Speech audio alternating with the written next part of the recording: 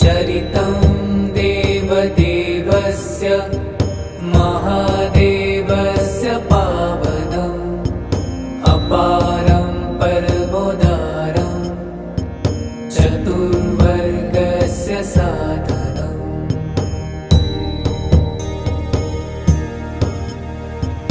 गौरीविनायकोपेतं पञ्चवक्त्रं त्रिनेत्रकं शिवं ध्यात्वा दशभुजं शिवरक्षां पठे नरः।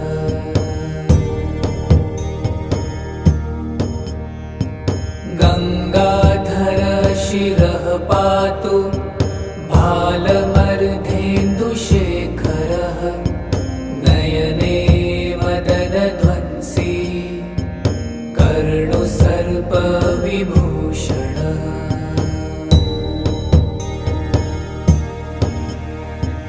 घ्राणं पातु पुरारतिर्मुखं पातु जगत्पतिः जिह्वां वागीश्वरः पातु कन्धरां शीतिकन्धरः।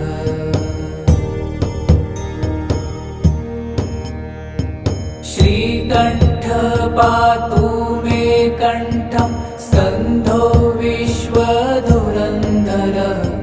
भुजौ भूभारसंहर्ता करौ पातु पिनाकधृक्।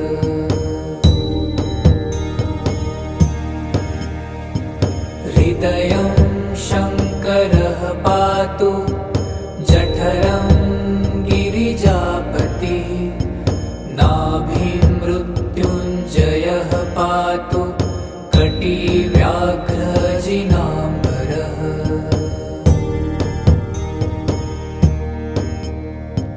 सद्धिनी पातु दीनार्त शरणागतवत्सलः उरुमहेश्वरः पातु जानुनी जगदीश्वरः।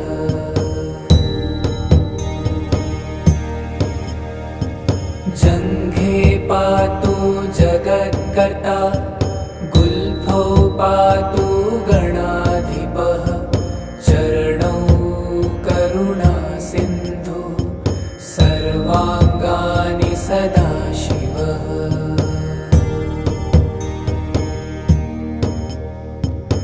एतां शिवबलोपेतां रक्षां यः सुकृतिः पठेत् स भुक्त्वा सकलान् कामान् शिवसायुज्यमाप्नुयात्।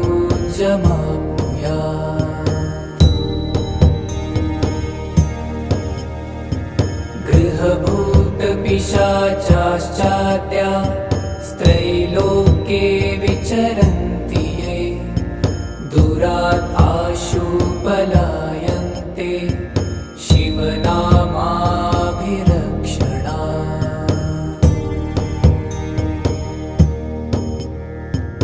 अभयं करनामेदं कवचं पार्वतीपतेः भक्त्या बिभर्ति यः कण्ठे तस्य वश्यं जगन्त्रयम्।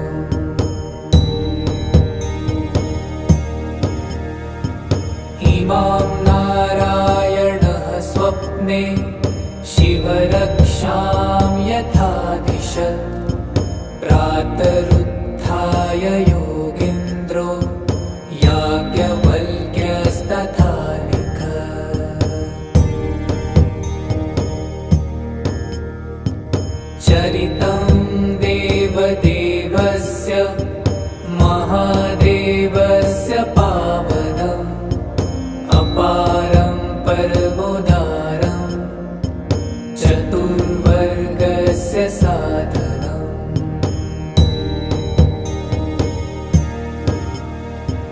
गौरीविनायकोपेतं पञ्चवक्त्रं त्रिनेत्रकं शिवं ध्यात्वा दशभुजं शिवरक्षां पठे नरः।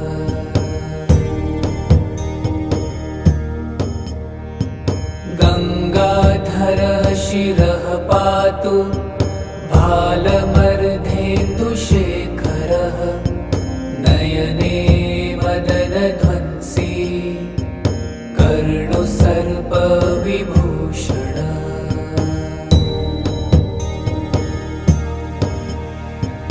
घ्राणं पातु पुरारातिर्मुखं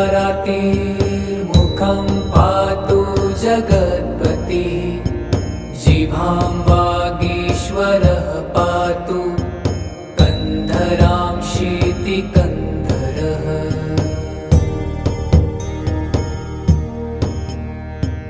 श्रीकण्ठः पातु मे कण्ठं सन्धौ विश्वधुरन्धरः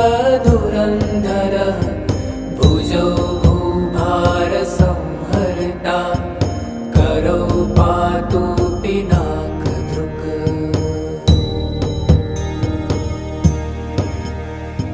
हृदयं शङ्करः पातु जठरं गिरिजापतिः नाभिं मृत्युञ्जयः पातु कटिव्याघ्रजिनाम्बरः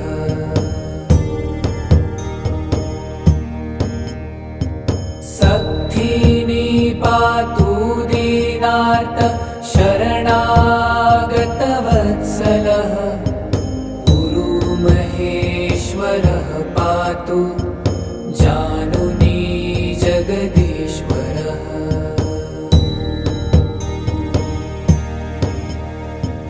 जङ्घे पातु जगत्कर्ता गुल्फौ पातु गणाधिपः चरणौ करुणासिन्धु सर्वाङ्गानि सदाशिवः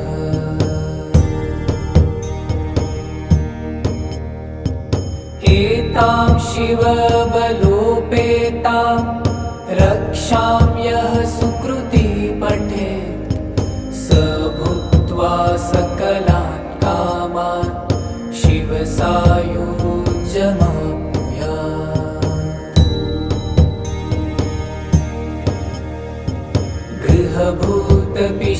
गृहभूतपिशाचाश्चाद्या स्त्रैलोक्ये विचरन्ति ये दुरात् आशु पलायन्ते शिवनामाभिरक्षणात्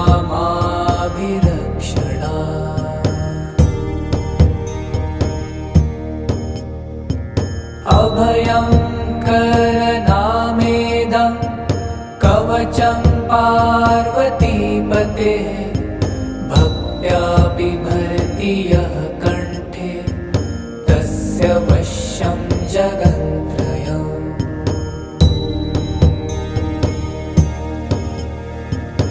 इमां नारायणः स्वप्ने शिवरक्षां यथा दिशत् प्रातरुत्थाय योगीन्द्रो याज्ञवल्क्यस्तथा लिखत् चरितं देवदेवस्य महादेवस्य पावनम् अपारं परमोदारं चतुर्वर्गस्य साधनम्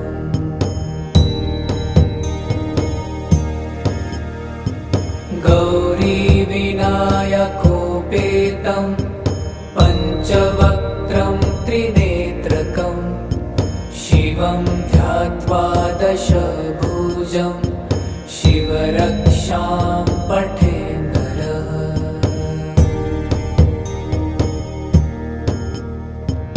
गङ्गाधर शिरः पातु भालमर्धेन्दुशेखरः नयने मदनध्वंसी कर्णुसर्पविभूषण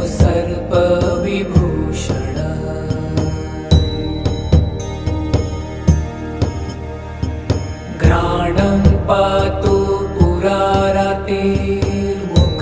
पातु जगत्पतिः जिह्वां वागीश्वरः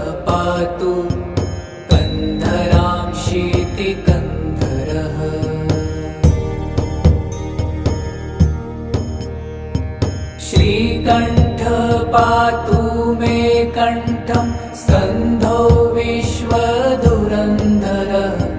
भुजौ भूभारसंहर्ता करो पातु पिनाकदृक्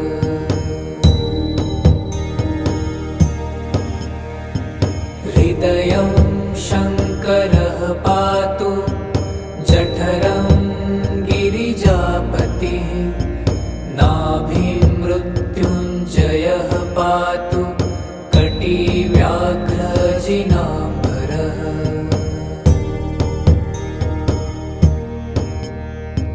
सक्थिनी पातु दीनार्त शरणागतवत्सलः उरुमहेश्वरः पातु जानुनी जगदीश्वरः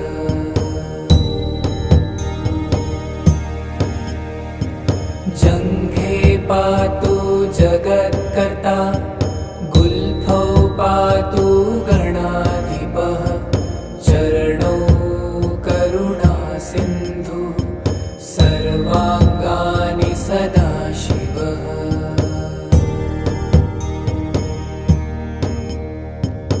एतां शिवबलोपेतां रक्षां यः सुकृती पठेत् स भुक्त्वा सकलान् कामान् शिवसायुज्यमाप्नुयात्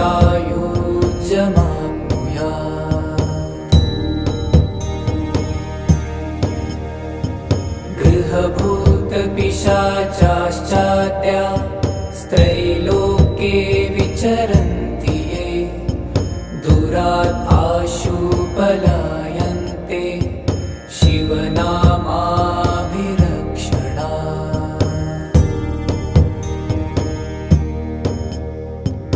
अभयं करनामेदं कवचं पार्वतीपतेः भक्त्या बिभर्ति यः कण्ठे तस्य वश्यं जगन्त्रयम्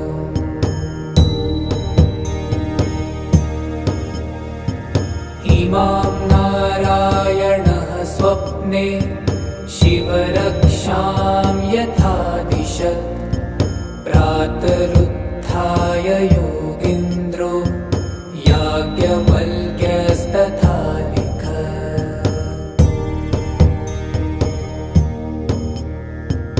चरितं देवदेवस्य महादेवस्य पावनम् अपारं परमोदारं चतुर्वर्गस्य साधनम्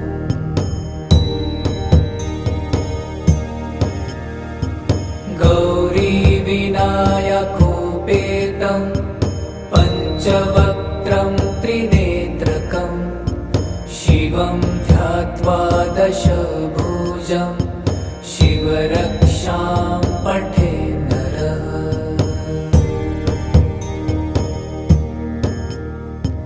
गङ्गाधर शिरः पातु भालमर्धेन्दुशेखरः नयने मदनध्वंसी कर्णुसर्पविभूषणः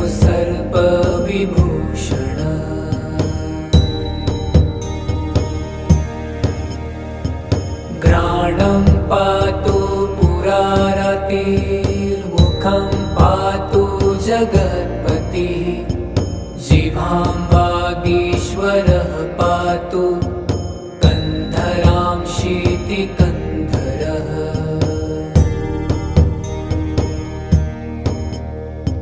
श्रीकण्ठ पातु मे कण्ठं स्कन्धो विश्वधुरन्धरः भुजौ भूभारसंहर्ता करो पातु पिनाकदृक्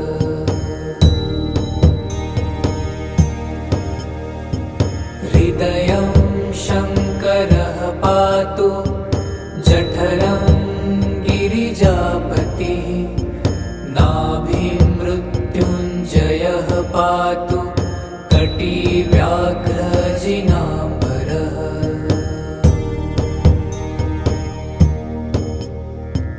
सत्थिनी पातु दीनार्त शरणागतवत्सलः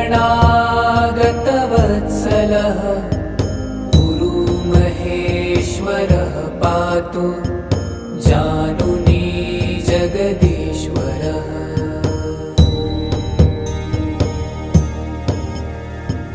जङ्घे पातु जगत्कर्ता गुल्फौ पातु गणाधिपः चरणौ करुणा सिन्धु सर्वाङ्गानि सदाशिवः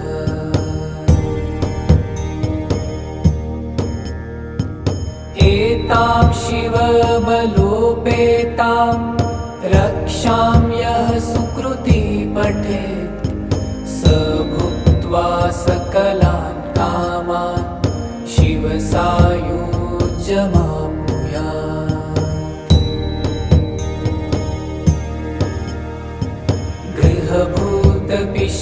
गृहभूतपिशाचाश्चाद्या स्त्रैलोक्ये विचरन्ति ये दुरात् आशु पलायन्ते शिवनामाभिरक्षणात्।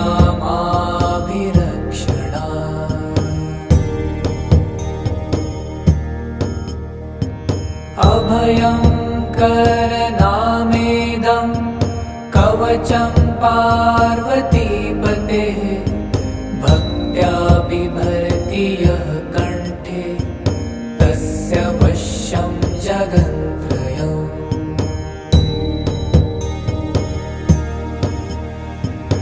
इमां नारायणः स्वप्ने शिवरक्षां यथा दिशत् प्रातरुत्थाय योगीन्द्रो याज्ञवल्क्यस्तथा लिखत्।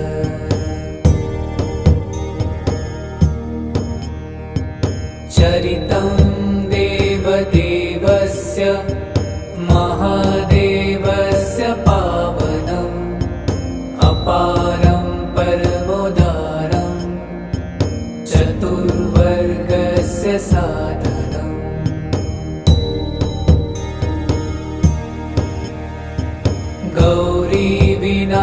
गौरीविनायकोपेतं पञ्चवक्त्रं त्रिनेत्रकं शिवं ध्यात्वा दशभुजं शिवरक्षां पठे नरः।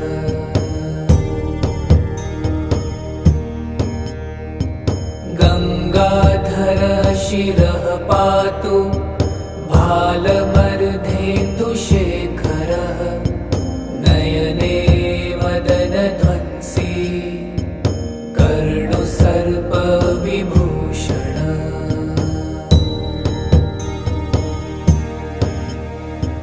घ्राणं पातु पुरारातिर्मुखं पातु जगत्पतिः जिह्वां वागीश्वरः पातु कन्धरां शीतिकन्धरः।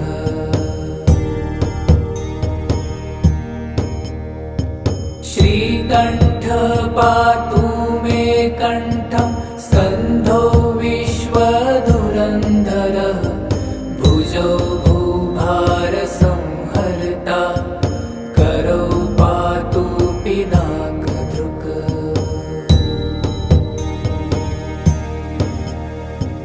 हृदयं शङ्करः पातु जठरं गिरिजापतिः नाभिं मृत्युञ्जयः पातु कटिव्याघ्रजिनाम्बरः।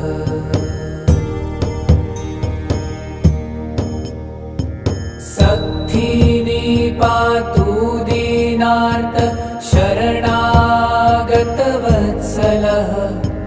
गुरुमहेश्वरः पातु जानुनी जगदीश्वरः।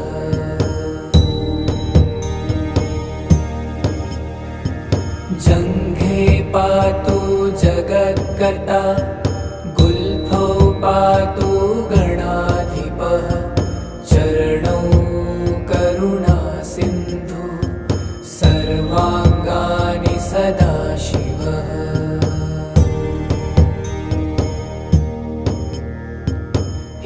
एतां शिवबलोपेतां रक्षां यः सुकृती पठेत् स भुक्त्वा सकलान् कामान् शिवसायुज्यमाप्नुयात्। गृहभूतपिशाचाश्चाद्या स्त्रैलोक्ये विचरन्ति ये दूरात् आशु पलायन्ते शिवनामाभिरक्षणात्।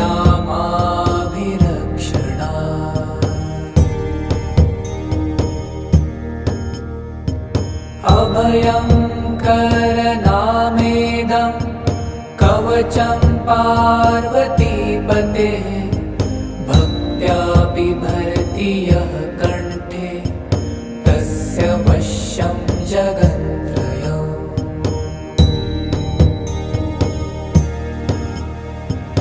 इमां नारायणः स्वप्ने शिवरक्षां यथा दिशत् प्रातरुत्थाय योगीन्द्रो याज्ञवल्क्यस्तथा लिखत्। चरितं देवदेवस्य महादेवस्य पावनम् अपारं परमोदारं चतुर्वर्गस्य साधनम्।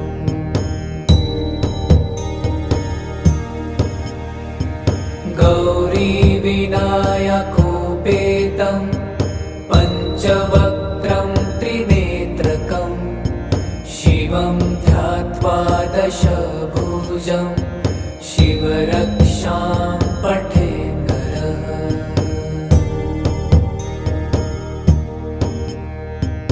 गङ्गाधरः शिरः पातु भालमर्धेन्दुशेखरः नयने मदनध्वंसी कर्णुसर्पविभूषणः।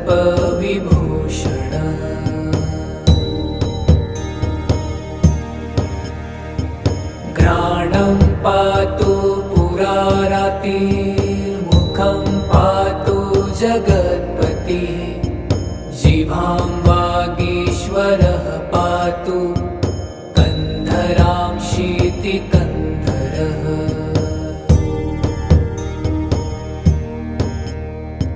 श्रीकण्ठः पातु मे कण्ठं स्कन्धो विश्वधुरन्धरः भुजौ भूभारसंहर्ता करौ पातु पिनाकधृक्।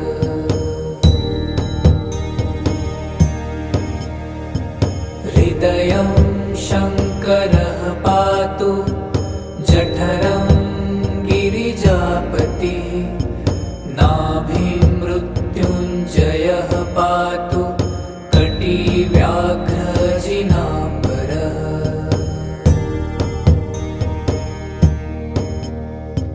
सत्थिनी पातु दीनार्त शरणागतवत्सलः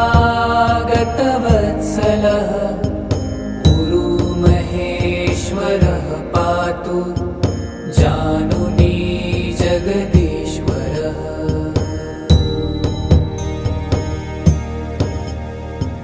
जङ्घे पातु जगत्कर्ता गुल्फौ पातु गणाधिपः चरणौ करुणासिन्धु सर्वाङ्गानि सदाशिवः।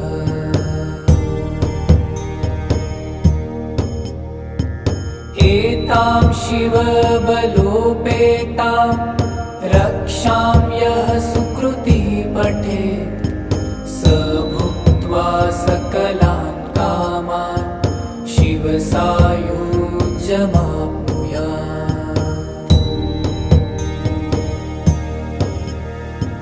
गृहभूतपिशाचाश्चाद्या स्त्रैलोक्ये विचरन्ति ये दूरात् आशु पलायन्ते शिवनामाभिरक्षणात्।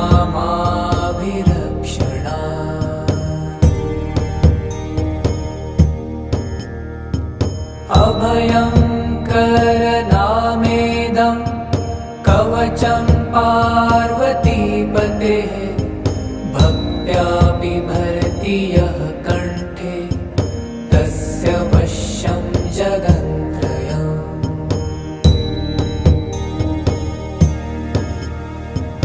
इमां नारायणः स्वप्ने शिवरक्षां यथा दिशत् प्रातरुत्थाय योगीन्द्रो याज्ञवल्क्यस्तथा लिखत्। चरितं देवदेवस्य महादेवस्य पावनम् अपारं परमोदारं चतुर्वर्गस्य साधनम्।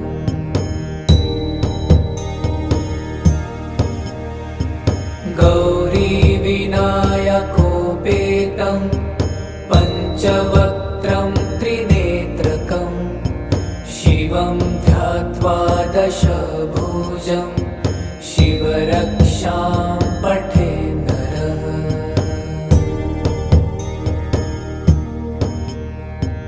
गङ्गाधरः शिरः पातु भालमर्धेन्दुशेखरः नयने मदनध्वंसी कर्णुसर्पविभूषणः।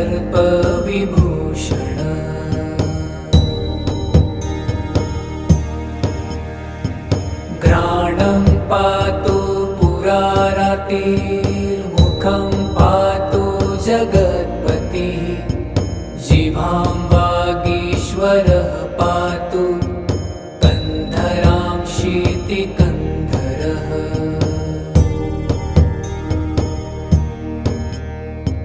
श्रीकण्ठः पातु मे कण्ठं स्कन्धो विश्वधुरन्धरः भुजौ भूभारसंहर्ता करौ पातु पिनाकदृक्।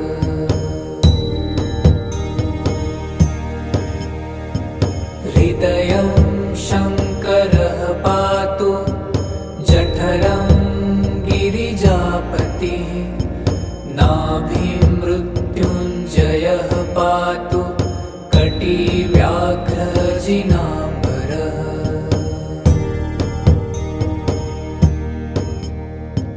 सक्थिनी पातु दीनार्त शरणागतवत्सलः उरुमहेश्वरः पातु जानुनी जगदीश्वरः।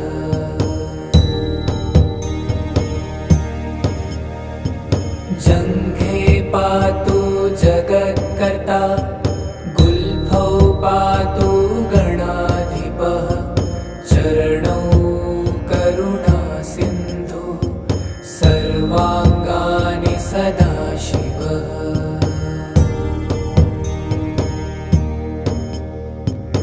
एतां शिवबलोपेतां रक्षां यः सुकृती पठेत् स भुक्त्वा सकलान् कामान् शिवसायुज्यमाप्नुयात्।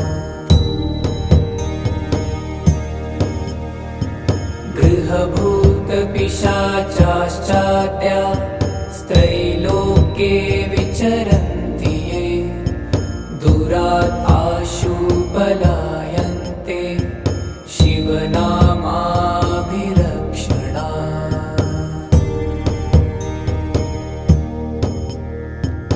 अभयं करनामेदं कवचं पार्वतीपतेः भक्त्या बिभर्ति यः कण्ठे तस्य वश्यं जगन्त्रयम्।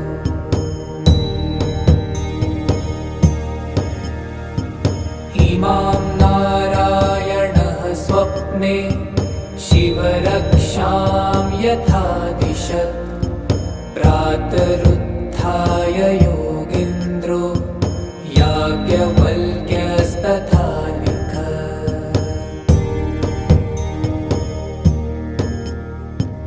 चरितं देवदेव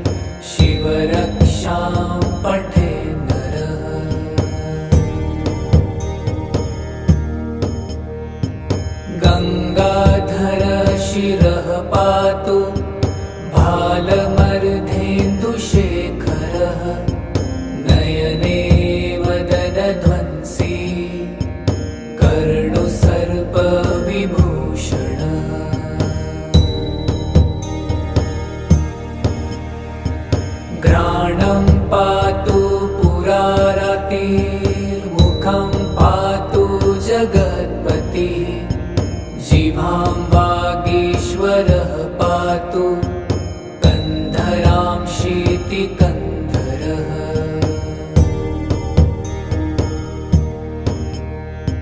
श्रीकण्ठ पातु मे कण्ठं स्कन्धो विश्वधुरन्धरः भुजौ भूभारसंहर्ता करौ पातु पिनाकदृक्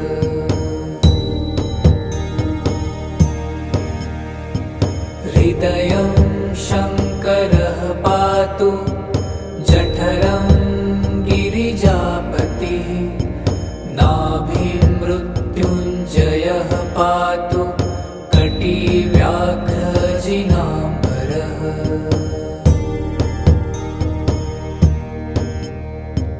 सत्थिनी पातु दीनार्त शरणागतवत्सलः उरुमहेश्वरः पातु जानुनी जगदीश्वरः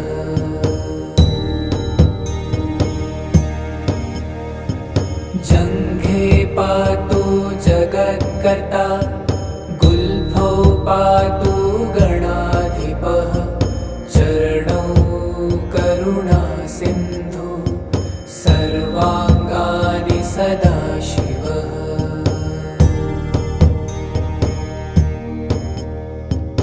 एतां शिवबलोपेतां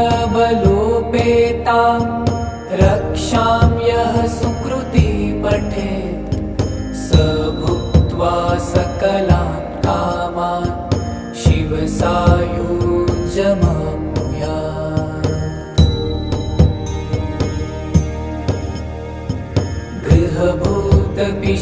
गृहभूतपिशाचाश्चाद्या स्त्रैलोक्ये विचरन्ति ये दुरात् आशु पलायन्ते शिवनामाभिरक्षणात्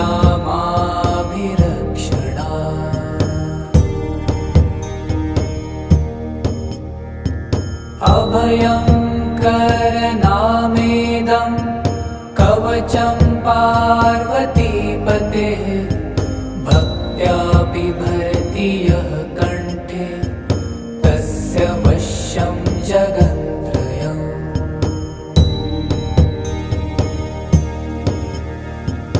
इमां नारायणः स्वप्ने शिवरक्षां यथा दिशत् प्रातः